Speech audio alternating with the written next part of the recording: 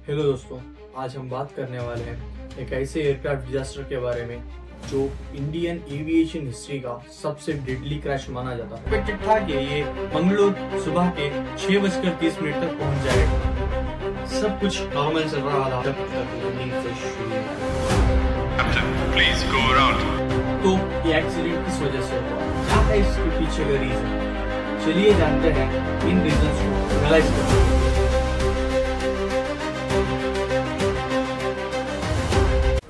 22 मई 2010 air India express 812 जो Dubai से मंगलोर आ रही थी एक फैटल एक्सीडेंट का शिकार हो गई, जिसमें 150 स्पॉट यानी 158 लोगों की जान चली गई और सिर्फ 8 लोग जिंदा बच पाए।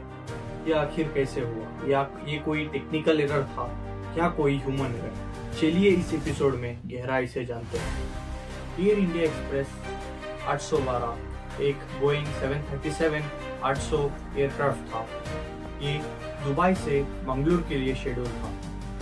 फ्लाइट के कैप्टन ज़ेटको ग्लोसिको एक एक्सपीरियंस्ड सर्बियन पायलट थे और इनके साथ फर्स्ट ऑफिसर के काम पर को पायलट की तरह काम कर रहे थे हमारे Indian officer Harbinder Singh. Flight ने दुबई से 21 मई 2010 की रात पर यानी 1:06 AM पर टेक ऑफ करता है और एक्सपेक्टेड था कि ये मंगलोर सुबह के 6:30 तक पहुंच जाएगा। सब कुछ नॉर्मल चल रहा था, पैसेंजर्स आराम कर रहे थे। कब तक?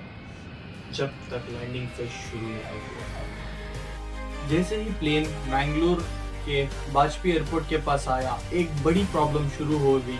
मंगलोर एयरपोर्ट एक टेबल टॉप रनवे है जिसमें रनवे के आगे और पीछे डीप वैलीज होती है।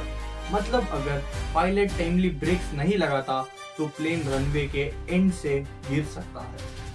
लेकिन जब फ्लाइट रनवे पर लैंड होना चाहिए था, प्लेन की रफ्तार बहुत ज्यादा थी और पायलट भी सही टाइम पर सही स्पीड कम नहीं कर पाए और उन्होंने लैंडिंग के लिए भी बहुत ही लेट डिसीजन लिया। इसीलिए फ्लाइट को रनवे पर लैंड करने के बजाय फ्लाइट आगे लैंड हो गया, जिसमें ब्रेकिंग काफी मुश्किल हो गया और प्लेन क्रैश हो गई। पायलट के पास गो अराउंड ऑप्शन था, यानी प्लेन की रफ्तार कम करने के लिए वो लोग गो अराउंड कर सकते थे, लेकिन पायलट ने उस ऑप्शन को नहीं लिया। Please go around. But the captain doesn't respond. The clock is ticking. They need to go around now, but they don't. The plane. इसी वजह से ठीक 6:05 पर रनवेज के आगे 200 फीट नीचे एक वैली में प्लेन जाके गिर गया और वहीं पर क्रैश हो गया। तो ये एक्सीडेंट किस वजह से हुआ, क्या है इसके पीछे का रीजन? चलिए जानते हैं इन रीजंस को एनालाइज करने के लिए। पहला रीजन बोलते हैं कि पायलट एरर। रिपोर्ट्स का मानना है कि कैप्टन ज़ेटको ग्लोसिको ने लैंडिंग के लिए लेट डिसीजन लिया।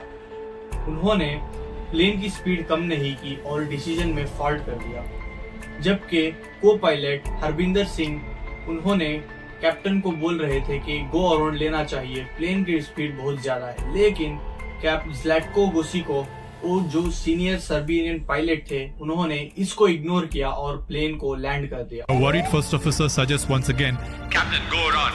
We are unstable. But no, the captain disagrees and overrides the first officer. और दूसरा रीजन कहते हैं कि फैटिग यानी थकान। रिपोर्ट्स का मानना है कि पायलट्स ने 3-4 दिन से रेस्ट नहीं ले पाए, इसीलिए उनको डिसीजन मेकिंग में कंफ्यूज हो गया और लेट डिसीजन की वजह से क्रैश हो गया। तीसरा कंडीशन है कि रनवे कंडीशंस। मैंगलोर एक टेबल टॉप एयरपोर्ट है जिसमें एक्स्ट्रा कॉशंस चाहिए होते हैं। अगर प्लेन स्पीड में होता है तो एक सेफ एग्जिट का ऑप्शन नहीं होता। इसमें मंगलोर एयरपोर्ट का फॉल्ट माना गया। चौथा रीजन माना जाता है कि स्पॉयलर्स मिस्टेक यानी स्पॉयलर्स इश्यूज। नॉर्मल लैंडिंग के वक्त ऑटो ब्रेकिंग सिस्टम और स्पॉयलर्स रिप्ले होना चाहिए था, लेकिन पायलट्स की एरर की वजह से ये भी एक्टिव नहीं हो पाया, जो कि प्लेन के स्पीड को स्लो होने में मदद कर सकता था। क्रैश के तुरंत बाद रेस्क्यू टीम्स ने काम शुरू कर दिया, लेकिन एयरक्राफ्ट एक ह्यूज फायरबॉल बन चुका था। As to what happened. It's India's deadliest plane crash in 10 years. Survivors ने बताया प्लेन के अंदर ब्लास्ट हुआ और फायर फैल गया। कुछ लोग इमरजेंसी एग्जिट से बाहर निकलने में सफल हुए, लेकिन ज्यादा लोग इस इंसिडेंट का शिकार हो गए। इस क्रैश के बाद एक डिटेल इन्वेस्टिगेशन शुरू की गई।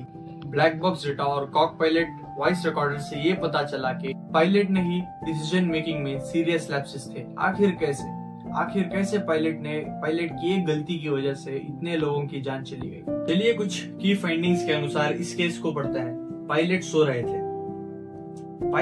रहे थे। लैंडिंग से पहले ब्लैक बॉक्स से पता चला कि कैप्टन ज़ैटको ग्रोसिको ने फ्लाइट के एक बड़े हिस्से में बात नहीं की, जो इंडिकेट करता है कि पायलट सो रहे थे।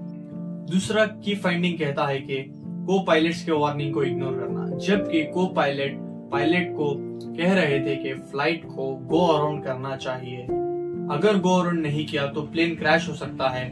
फिर भी पायलट ने को पायलट के बातों को इग्नोर किया और प्लेन लैंड कर लिया।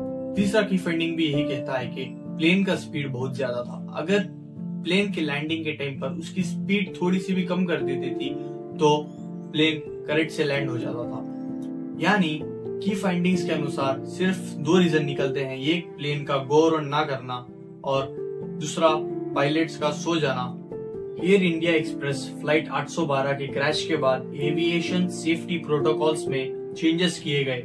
आज पायलट्स के फैटिग मॉनिटरिंग और टेबल टॉप रनवेज के लैंडिंग प्रोसीजर्स पे ज्यादा फोकस दिया जाता है। ये इंसिडेंट एक वेकअप कॉल था कि पायलट्स की फैटिगी और मिसकम्युनिकेशंस की वजह से कितना बड़ा डिजास्टर यानी कितना बड़ा क्रैश हो सकता है। दोस्तों, ये था एयर इंडिया एक्सप्रेस 812 के ट्रैजिक इंसिडेंट के बारे में, जिसमें हमको सीखने मिलता है कि कैसे एविएशन हिस्ट्री का एक छोटी मिस्टेक कितना बड़ा इंसिडेंट, कितना बड़ा क्रैश कर सकता था।